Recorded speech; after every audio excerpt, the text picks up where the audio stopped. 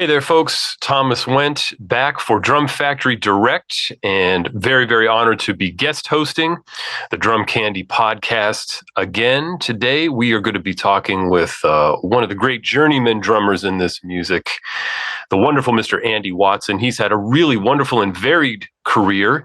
He's played with so many of the masters, and we're going to be talking to him about all of that and so much more. So let's get started. All right, we want to welcome everybody to this brand new episode of the Drum Candy podcast. It's such a pleasure to be back guest hosting, and today we have a very, very special guest, a real journeyman in this music, and a drummer who has been an integral part of the jazz scene for a long time. We're welcoming the fantastic Mr. Andy Watson. Andy, so thank you so much for being here, man. It's a pleasure to talk with you.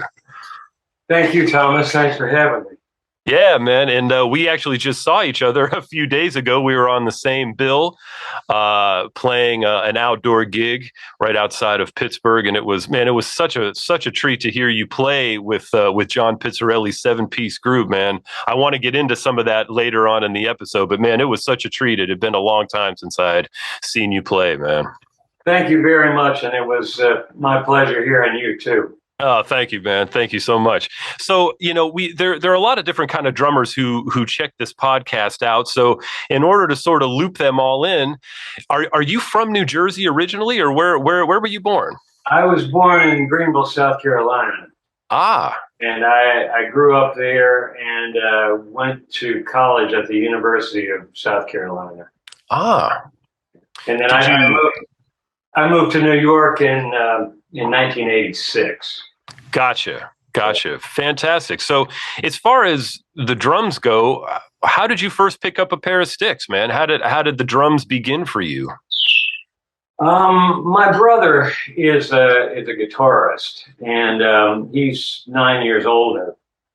So there was always, music in the house when I, became old enough to have any awareness. And my parents bought a set of drums because my brother was having rehearsals at the house. And they had, it was like the kind of thing to where my brother's guitar teacher, why don't you get Andy to play drums? So at about 5 years old, I started playing this set of drums. Wow. And it's been all downhill from there. I can certainly relate. Wow, that's really great, man. So after you sort of started playing around the house, did you take private lessons, or how did your drum education evolve from there? I started taking lessons at I think I was a little before I turned 6, maybe in a couple months before. So I studied with a great rudimental drummer in South Carolina named Harold Wendell. Wow. And I studied with him for years and years. Wow. Yeah. When it came to playing, the whole set, did you take drum set lessons for everyone, or did you just sort of learn by listening and watching? There's also a really good jazz drummer in my hometown named Sonny Thornton. And when I guess I got into playing jazz maybe 13, and I sought him out for lessons at that point. And, wow. And of course, I mean, I was lucky enough to have my brother who had made the leap from being an Allman Brothers fan to he really got into jazz. So he was feeding me, suggestions for records and, handing me tapes and that kind of thing. Wow.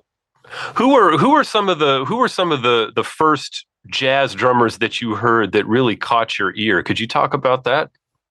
My first 3 records, I remember, here again, my brother was home from college. It was like, you need to get some records. So we went to the record store and I bought, there was an anthology of Elvin Jones did on, he didn't, it was an anthology of Elvin Jones' work on Impulse. So that was record 1. The second one was Miles Fie de Kilimanjaro. Oh, wow. And the third record was Charlie Parker of the Savoy Sessions.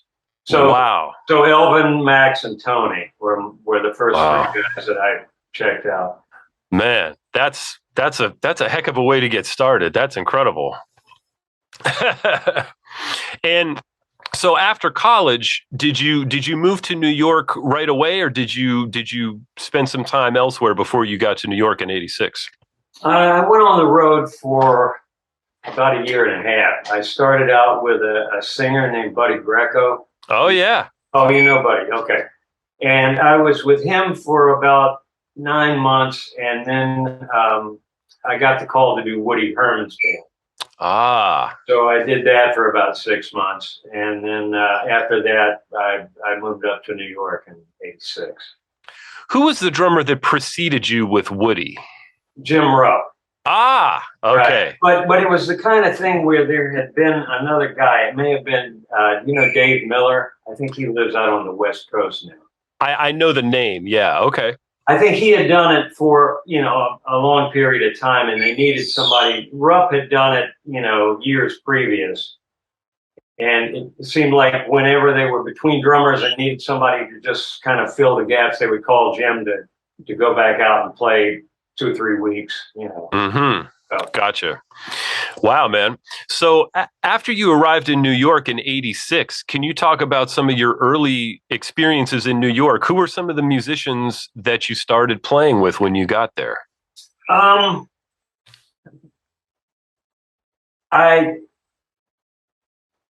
'87 or so, I started working with a guitarist named John Hart. Yeah. Who is one of my closest friends, and I still work with him to this day. Yeah. And also, there was a group called the Bopera House with Tardo Hammer and Ralph Lalama and John Marshall. I did some subbing with those guys, and then that led to working some with Peter Bernstein and Larry Goldings. And I guess I worked with John Hendricks for about 22 years. And through that, I guess it was the early, maybe 91, I got the call to go with John. Mm-hmm. Did that. And how far should I go here? Go ahead, man. Go ahead. We're up to 91. I then did some things with Jerry Bergonzi for a year or so, and then I got the call to play with the guitarist Jim Hall. So oh yeah. I was with Jim for a couple of years. Then I started working with Toshio. My God. Toshiko Akiyoshi's big band. So Yeah. I was with her for about 5 years. Wow, man, that's incredible. You have such varied experience, and I wanna ask you about that a little bit later in the episode. But let's go back just a little ways. When you first got to New York, who were some of the drummers that you met and saw and became friendly with, and how did they sort of influence your playing once you got to town? Well, the first night I got here, I went down to the Vanguard to hear Mel Lewis, who I had met, the previous year. I was lucky enough to be invited to a gig he did by a saxophonist, Bob Belden. Bob was the leader, and he hired Mel and Mark Johnson. With Mel, Mark Johnson, Jim Powell, and Bob, doing just like some little gig, and they were playing like a cocktail party. Wow. But I got to sit 3 feet behind Mel for this, 4-hour gig, which was an amazing lesson. Wow. But anyway, so, first night I went down, of course, and it was a Monday. I heard the band. And then at that point, Al Foster was playing in New York somewhere, it seemed like every week. So I heard him. I heard Billy Higgins. Not that I became friendly with either one. I mean, I said hello. Sure. And then, guys my age, who did I hang out with? God. It's been a while, so I totally understand. You're playing, to me is one of the things I really like about it is that you have sort of obvious influences like all of us do, but and I noticed this on Sunday when we were playing, you had this beautiful way of sort of straddling the fence between being able to play sort of with a small groove feeling, but also with sort of the big band concept when that was needed. And I know that was sort of a big part of Mel's concept. Could you talk a little bit about how that influenced you? Because I could really hear that, and it was a wonderful thing. That concept has been a huge influence. Basically, Mel's idea about playing with a big band was to play with abandon and make the figures, but make them sound like you're getting there and it's a happy accident, rather than like being real, nailing things down. And that brings real looseness to his playing that I always was attracted to.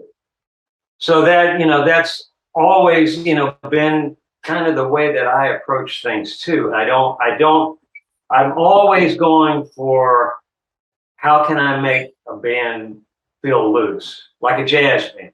I don't want it to sound like a show where everything is nailed down with, a hammer. Yeah. I would rather try to, give people freedom, to play their way, and we have, a loose kind of feeling. Yeah. I found that, being judicious in the way I handle, written parts has been a big part of that. Yeah, it's a really beautiful concept. Going back to when you first heard Mel at that little gig when you got to town, could you talk about, because I unfortunately missed him. I never got a chance to hear him play live. Could you talk about some of the things that you noticed that first night you were in town when you went to that gig and you sat behind him for that whole gig? What were some of the things about his playing that jumped out to you? Let me just correct the record. My first night in town, I went to the Vanguard. Oh, I'm so sorry. Yeah. This gig was like the previous year. I was just in town, like, for a couple of days or something. Gotcha. Yeah. The thing that jumped out to me the most was the way he feathered the bass drum. It was an unbelievable thing to witness. Wow. Of course, he was using a lamb's wool beater, and he had the beater had like it was so consistent and perfect, literally like maybe a 1.5 to 2 inch, range of motion going to the head. And it was just so absolutely consistent. It blew my mind. Wow. I did notice, and this is one thing that I try to pass on to as many, students as I can. He, watching his foot, when he was feathering, his whole foot didn't move. You only saw like the front part of his shoe. You would see like the section where the toes are going up and down. So I know he was only moving his toe inside his shoe and not involving the ankle at all. Wow. So, and if you sit down at your drums and do that, you'll find that 2 inch distance is about what, the average shoe will allow your toe to move up. And it's perfect. If you can get that together, that gives you, the perfect volume for doing feathering. I mean, that's the thing. You've seen this, I know. You try to teach a young drummer about feathering, and it sounds like the Salvation Army. And I tell them, it's like, bass players are really going to hate you if you don't get that under control. Absolutely. But then my next thing is, all right, now do this with the toe and try to get that happening. And you'll see that you get just the right amount of volume. And with the lamb's wool beater, with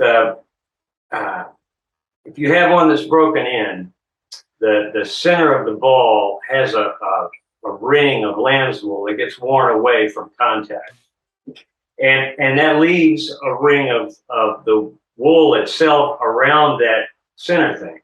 So when you pull back and want to do an accent, something like that, you hit it and you get a lot of definition because that center ring that's like naked beater hits the head. But when you're feathering, the ring of wool around that keeps it from being too, keeps the attack from being too definite.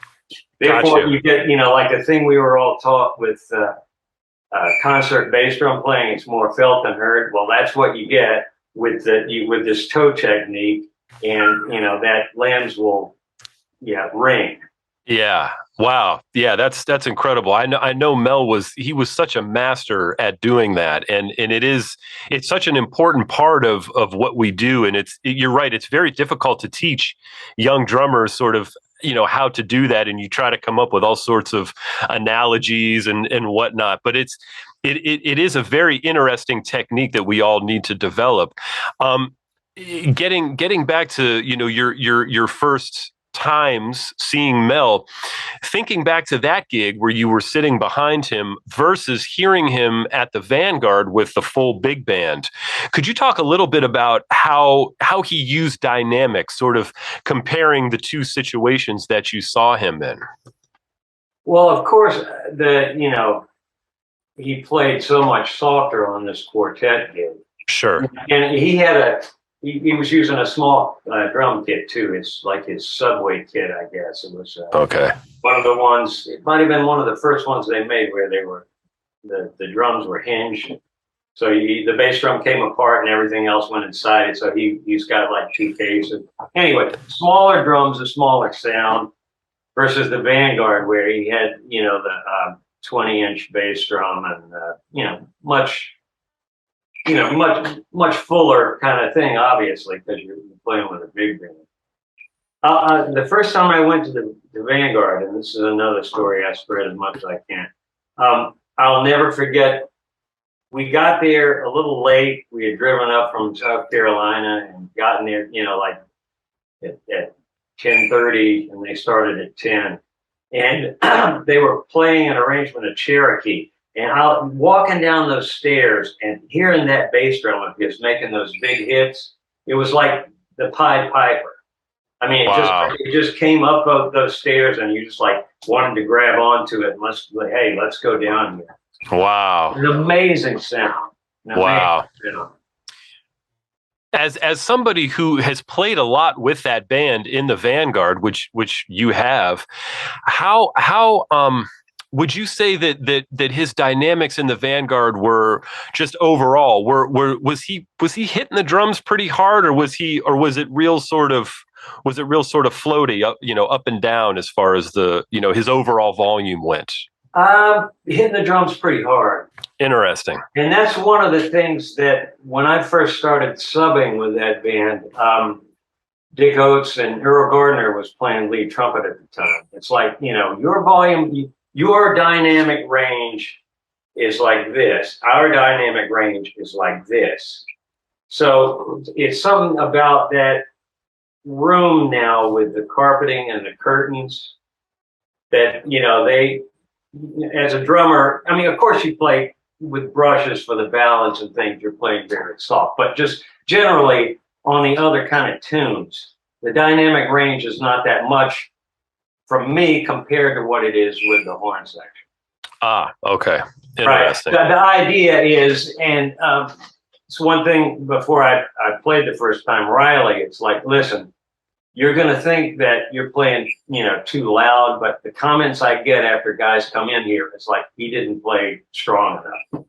Interesting. So the idea is not to let the bottom fall out. Right. Gotcha. Let us take care of, you do it with us, but within a certain, range, and leave the rest of it to us. Yeah. Yeah. Wow. That's each room presents, all these different, constraints, and we're constantly dealing with all of that. Yeah. That's really interesting. And that's another, before we go further, that's another too with the club. I remember, whenever Jerry Dodgen, we were lucky enough to have him play lead alto, I would always give him a ride home, Nice. because I love to hear him. Well, I really love Jerry, but I love to hear him talk. But I remember asking him, it's like, what was the band like at the beginning? What was the room like? Did Mel's playing get, stronger as time went on? He goes, yes. He goes, but at the beginning, there was no carpet anywhere. Oh, wow. And the curtains behind the bandstand were made out of like a thin kind of muslin. So, once they started putting carpet into place, and now that the curtains are like a heavy kind of velvet thing, then that, that eats up some of your sound. So it changed, I know it changed Mel's approach because, Jerry told me that. Wow. That's very interesting. And yeah, I mean, makes perfect sense. One of the things I wanted to ask you about in terms of Mel and his whole concept, I'm sure you've seen the Smithsonian video from the early 80s and those great little interview segments with him. And I remember seeing that when I was younger, and when he talks about getting underneath the band and the band sitting on his lap, that was one of the first real insights into his playing that I got, and it made a lot of sense to me, but it's really hard to do. So I was wondering if you could talk a little bit about that, because you were doing exactly that on Sunday with that 7-piece group. You had this beautiful, it was like the band was sitting on your lap, and it sort of jogged my memory back to first hearing that. Could you talk a little bit about that whole thing? I'll be happy to. Sitting on your lap, and I think that means both sonically and rhythmically. From a sonic standpoint, we're talking about feathering the bass drum earlier. That's really important, especially with a larger group, to have your whole body locked in with where this quarter note pulse is going. Not just the hands, but the feet too. I mean, that, even though we're talking about it's more felt than heard, that puts a bottom on things. And it's really important, especially if you do like a really slow kind of walking ballad or a slow swinger. You gotta have that bass drum in there just to, tie everything together. So that's part of it. Also, your choice of cymbals as far as matching up, and providing a space for the soloist and the band. The whole band's playing. You want a deep sounding cymbal to get underneath things. And I found that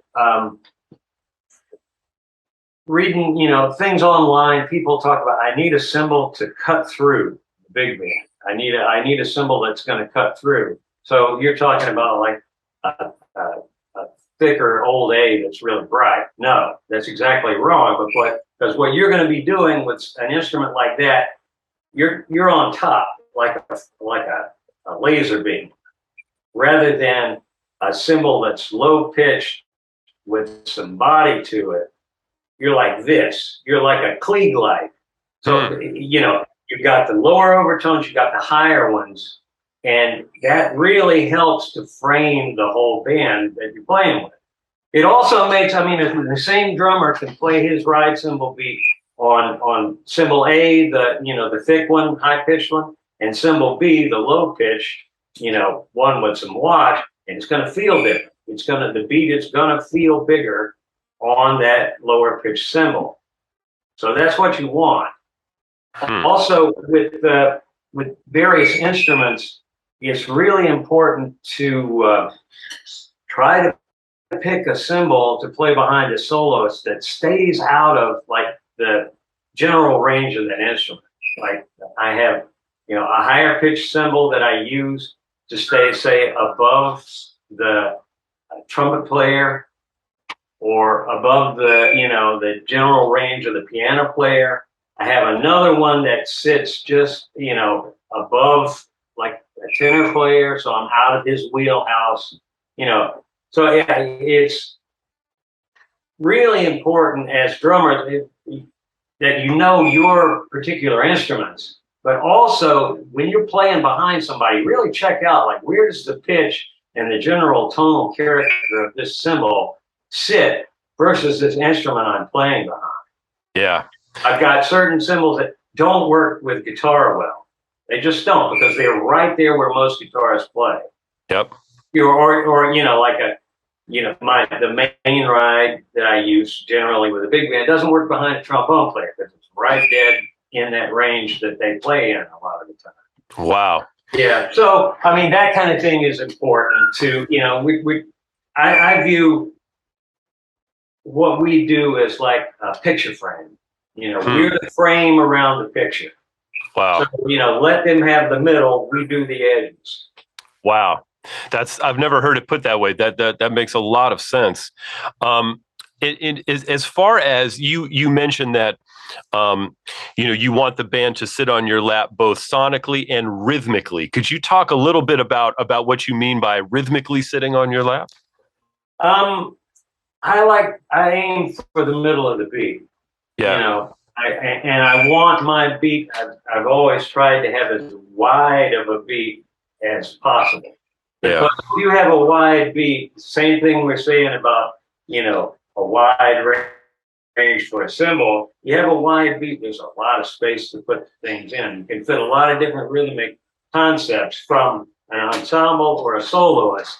Yeah. The wide beat is really forgiving. You know, if you're always on top, for instance, and you've got a soloist that plays maybe a little behind the beat sometimes, or you know, there's going to be a tension there that, you know, little tension in music, of course, is great, but if it's a constant thing, that's a drag for everybody. Big time. Yeah. And especially with an ensemble, because you've got, you know, 13 guys over there. Every one of them has a slightly different rhythmic clock. So you have to have room for that to fit in. You can't expect everybody to be exactly on the point of the quarter note at the same time all the time. Yeah. So that's you know, that's the thing. I try to play with a wide beat and I play down the middle. If a guy is playing behind me, the worst thing in the world I could do, but it's the thing I used to do as a young man, and I've heard a lot of drummers do it, is try to pull that guy along. You know, all you're doing is making a problem much more of a problem. Right. You know, that's right. It doesn't work. You play your time and let them play over the, you know, around you. Okay. They play behind you, you're still here. You know, a great soloist who can manipulate where he plays on the beat, you know. Yep. You know, it's like, that's like a rubber band. They stretch, they come back to you, meet up at the right point. At some point to where, you know, okay, do what you want. We'll be together again. Right? Yeah. Or there are guys who just don't, you know, or play behind the beat all the time, play in front of the beat all the time. They're guys who just hear it that way. So, you know, you can do that. I'm trying to accommodate you and keep everybody else straight.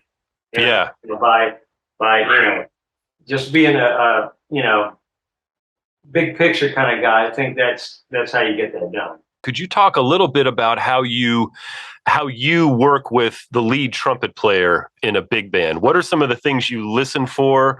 What are some of the things that make your job either easier or more difficult? Because I think that's an important relationship in a big band between us and the lead player. What are some of the things that you think about as far as that goes? Primarily what I'm trying to do, and we talked about this earlier, is give him space to play the way he wants to. Gotcha. The last thing I want to do is try to dictate all his entrances, all the the middle part of a phrase.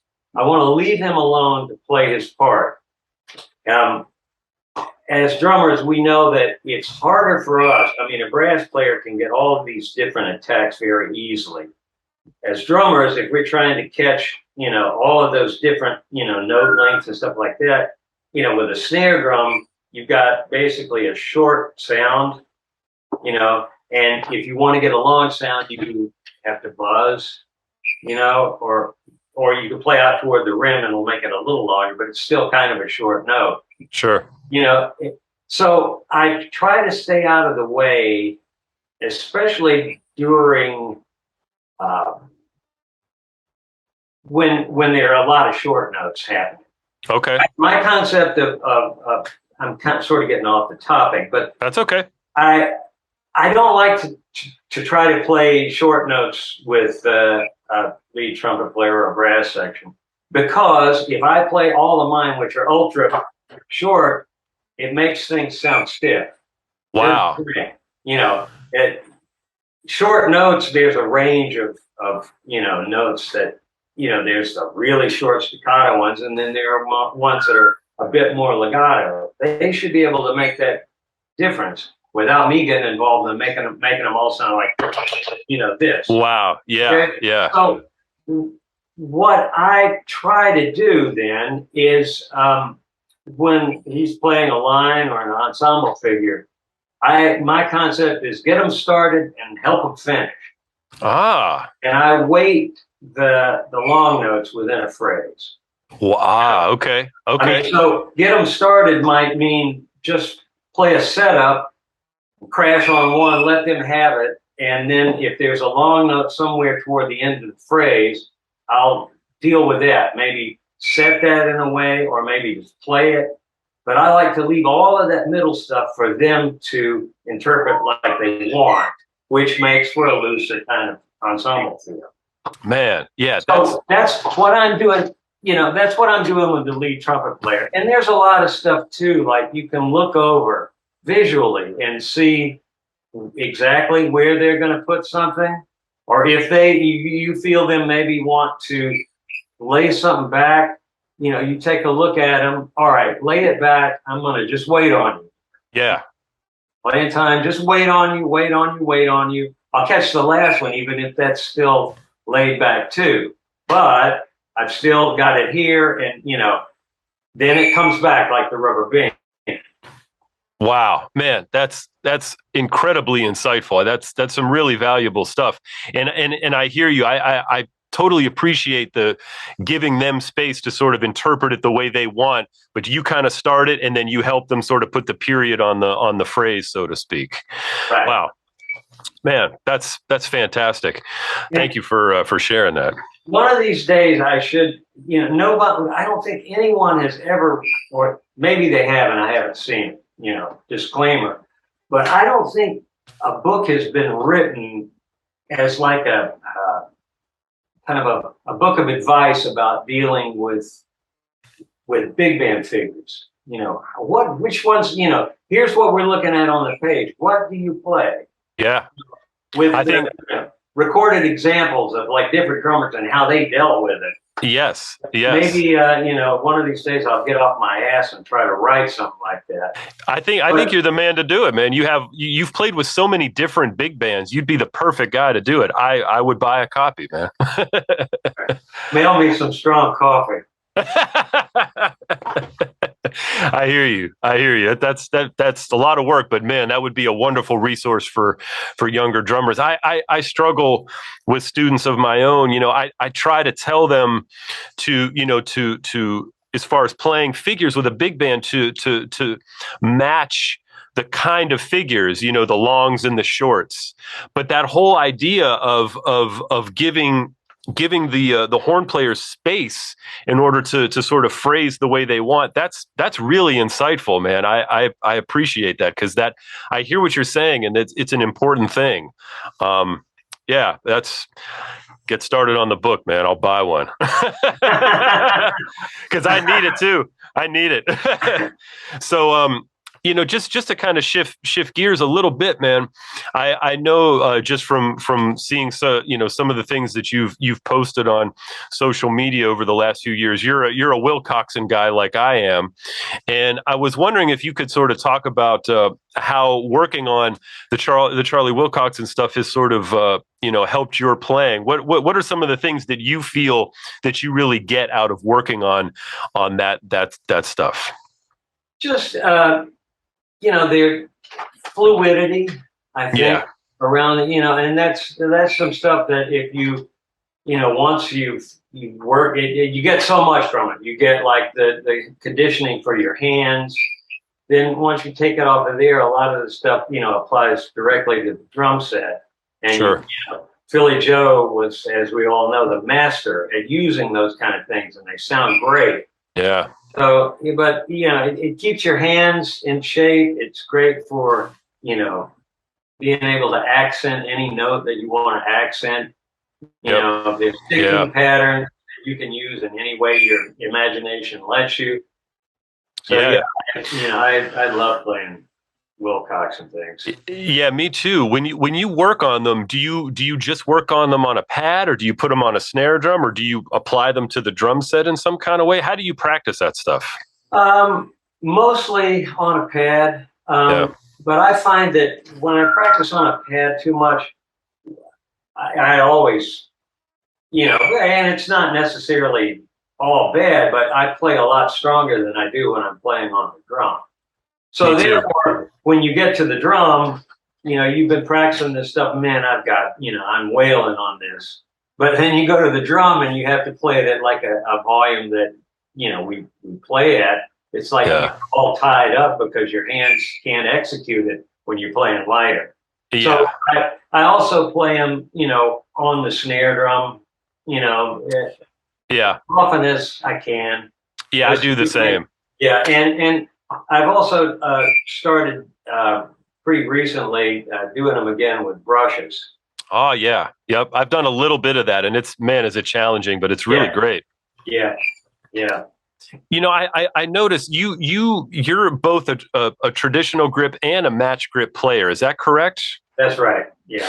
How did you develop that? Was that something that you sort of did simultaneously, or did you start out a traditional grip player and then switch to match, or vice versa? How did that develop? When I started with the guy I mentioned before, Harold Wendolf, if I had, gone in and tried to play match grip, he would have probably sent me home. So I started, playing traditional grip and did that. I remember the first time, it was at All-State Band one year. I saw a kid play, match grip, and I went up to one of the other drummers, like, this guy plays that way. They go match grip, and I said, what's that? Wow. So anyway, until I was, I guess in high school, I played traditional grip.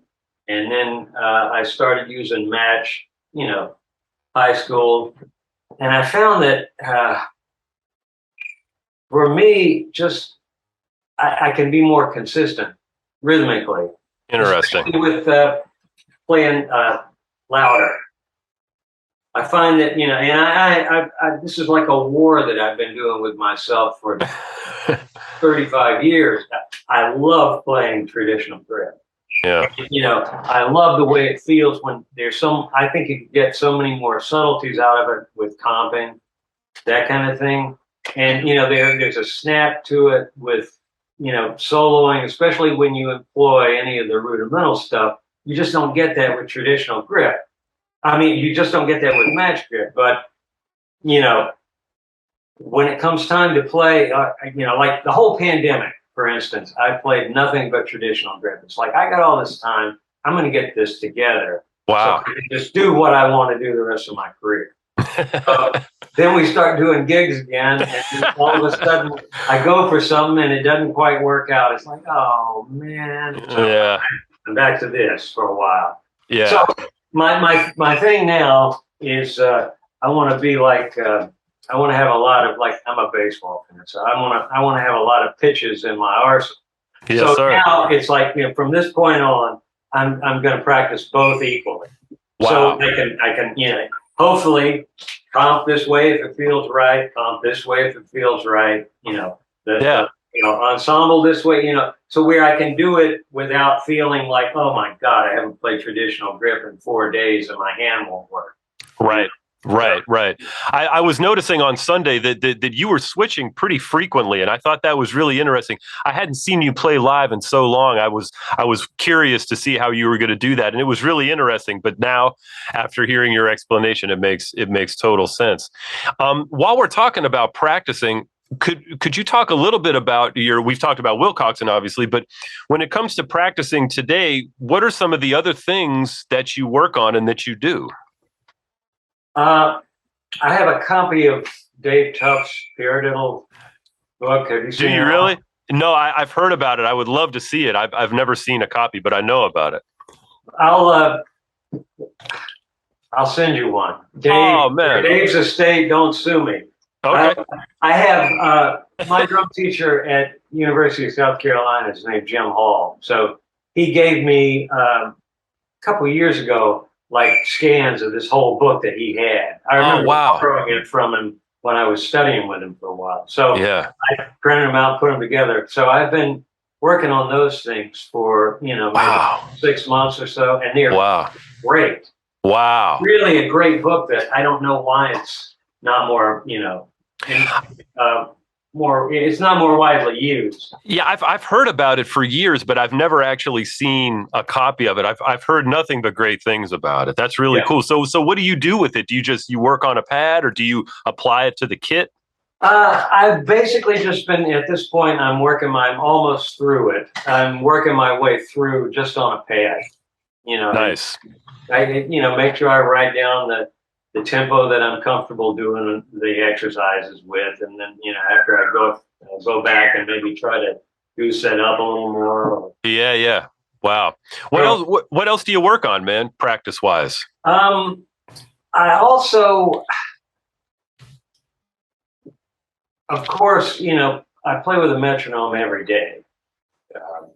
Various tempos. I've always been really religious about that, and I think that helps you, refine your internal clock, in that you learn over time, what your tendencies are, and you really, come to know. It's like, oh, okay, you immediately know when something's moving one way or another. Yeah, and, I think a lot of that, it's you get that from experience too, but I think it's like a reference point that I think is really important to work with. Absolutely. And with that, I solo over it, play time over it. I've also done a lot of loops, like I'll record a vamp, I'll sing a vamp of some sort, a few times, and then loop that and play over it. Just to, help with playing over vamps, or like odd meters, put an odd meter vamp together so you can get a better handle, feel more comfortable with that. How do you do that? What do you use to do that with, if you don't mind me asking?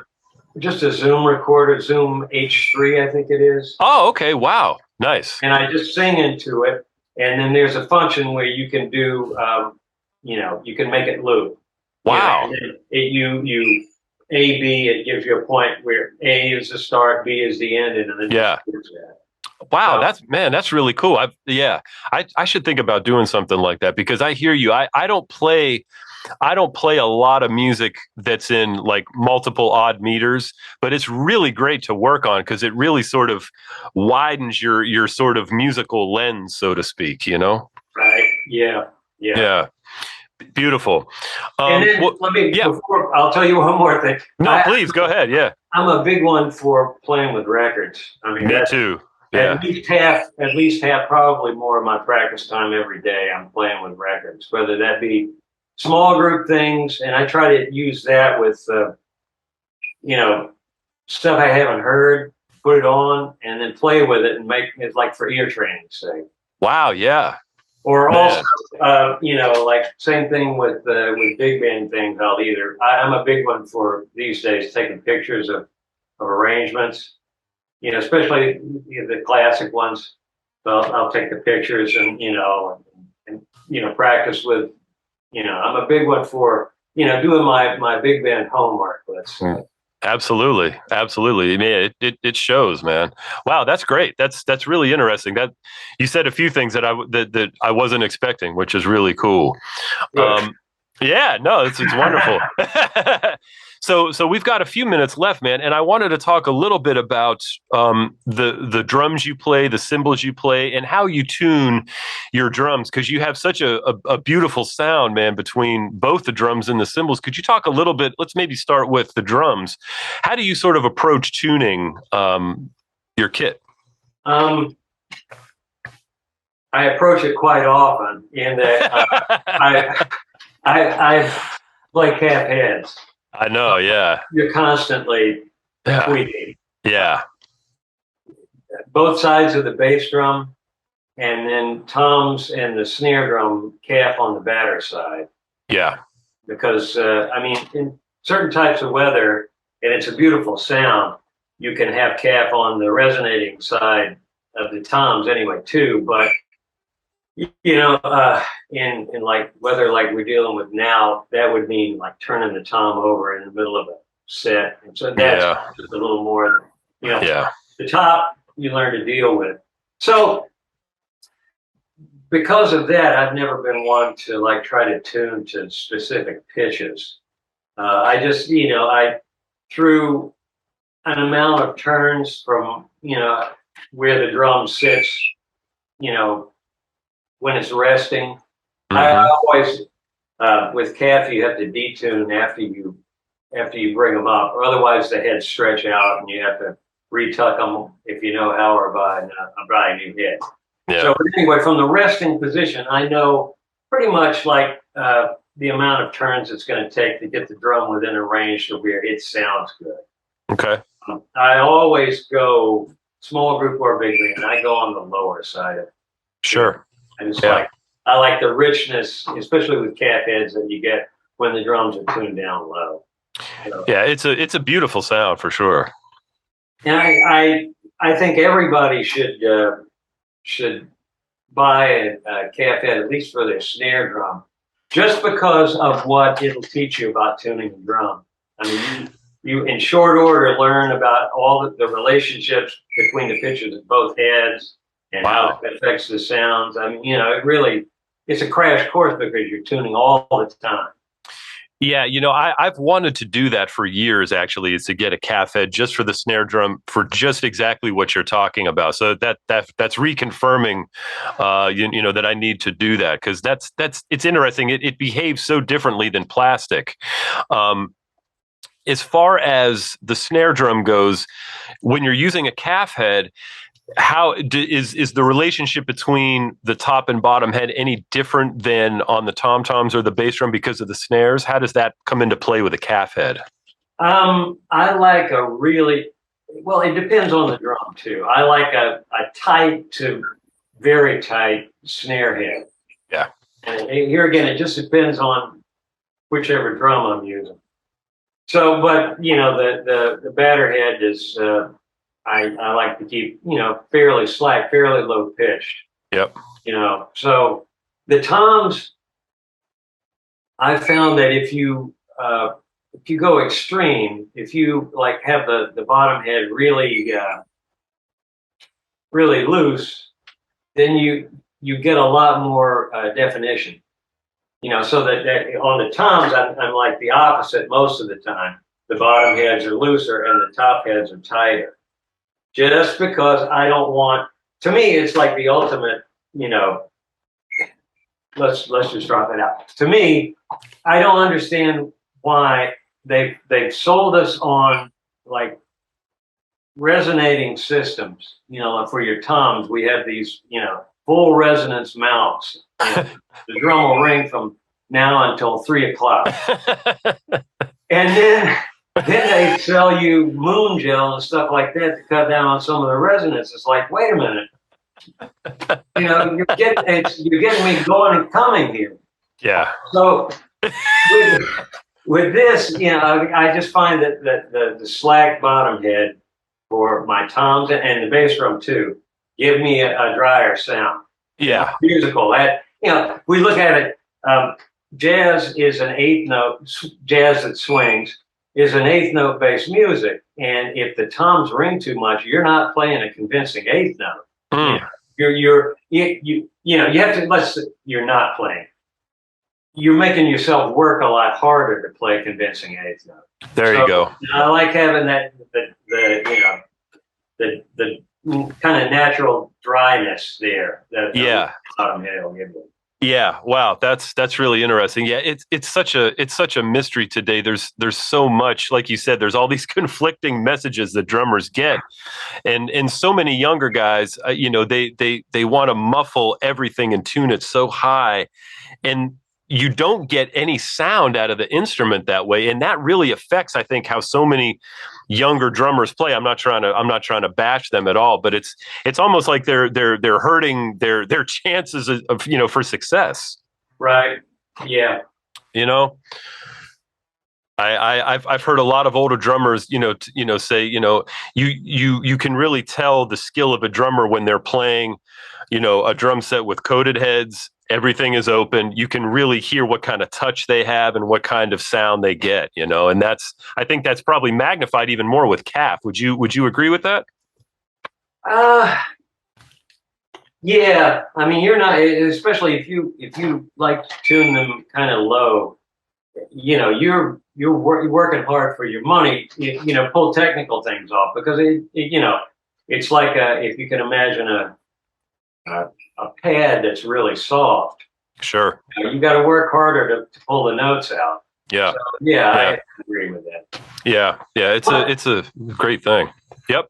One thing that I want to mention too is I'm always, not always, but a lot of times frustrated with bass drums and the way people tune them. It's like, especially as a person who plays with big band, I've got to be able to get both a long and a short note out of my bass drum to match up with, the articulation of the horns as best I can. But like so many times, we were talking about this on Sunday, so many times you get with drum kits on the road or, drum sets in clubs, you get a bass drum that's heavily muffled. So it's like you've taken away half of my options.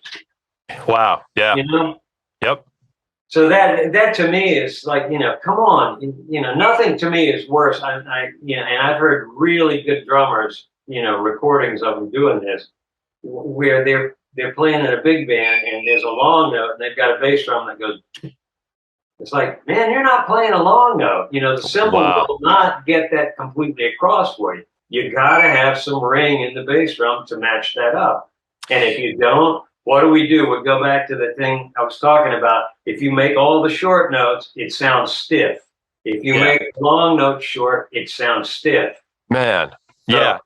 I noticed that on Sunday, we were playing the same kit and I used more muffling when I played. And when you sat down, I watched you take the towel a little off and I thought, oh yeah, okay. Because when I was playing my set, I wasn't very comfortable with just the way it sounded on stage. I didn't trust that the drum needed a little bit more air. I got too nervous and I muffled it more. And when I saw you do that, I was like, man.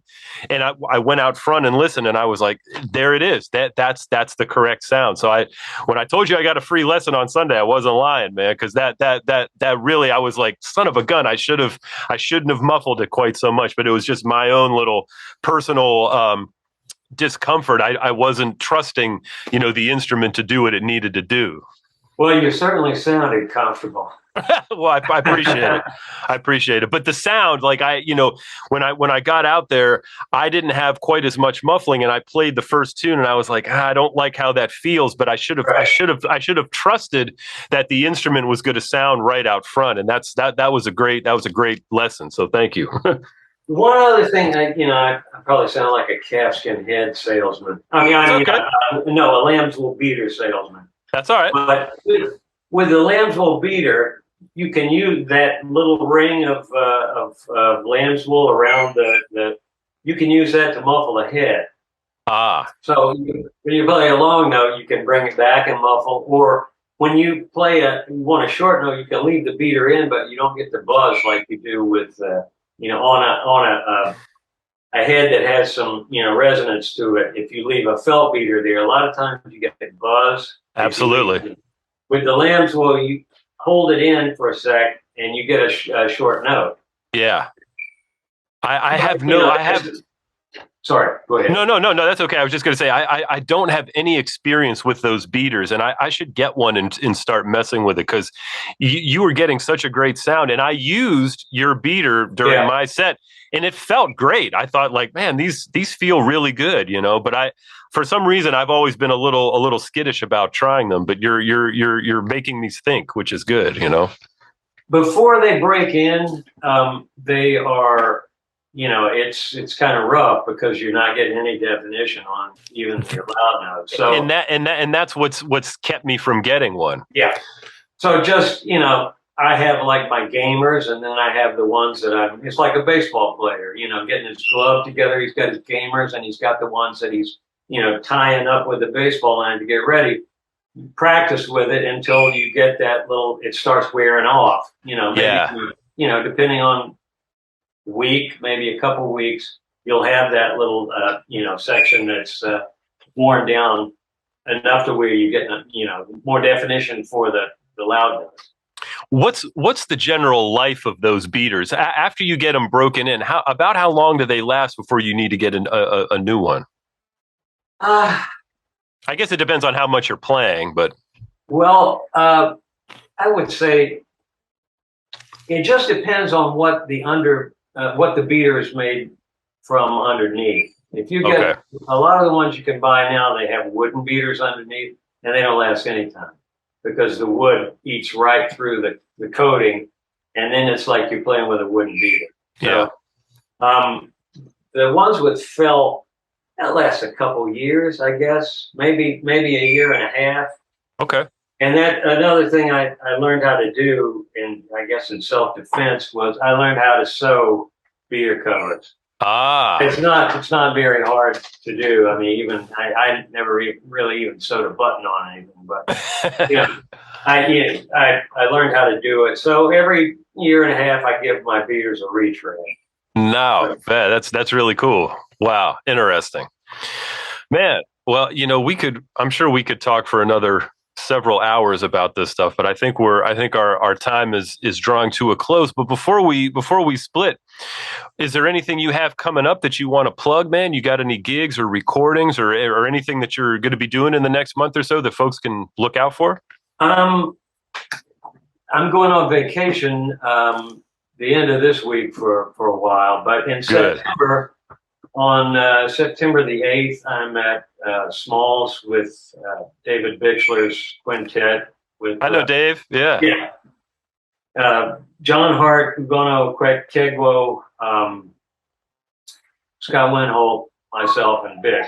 That's a great group, man. And as if anybody watching this for anyone watching this who doesn't know, you can watch the Smalls live. Yeah. And then a little later on in September, I've got a gig down near Philly with Joe Magnarelli. Nice. He's a guy who does a jazz series. So. Beautiful, man. That's fantastic.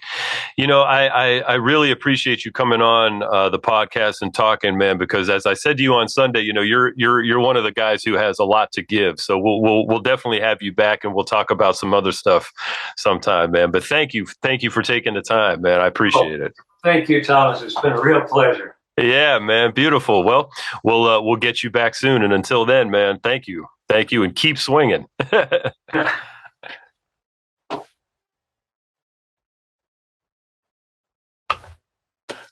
All right, man. Thank you. That was fun. Yeah, man. I'm brand new at doing stuff like this, so I'm sorry for my interview skills. I'm still trying to get it together, man. But thank you. That was a blast. I thought you were fantastic. Man, all that stuff you shared, man, about playing within a band, man, that is some of the most beautiful insight, man. And I try to, I've done two of these other podcasts. I did one with Lewis Nash and one with Reggie Quinterly. And, I try to ask questions because I'm thinking of younger, inexperienced drummers, and trying to, get guys like you who really have that experience to talk about certain things. So, man, that stuff was gold, man. That's really great. Thank you, man. Thank you for sharing that. I appreciate it. My pleasure.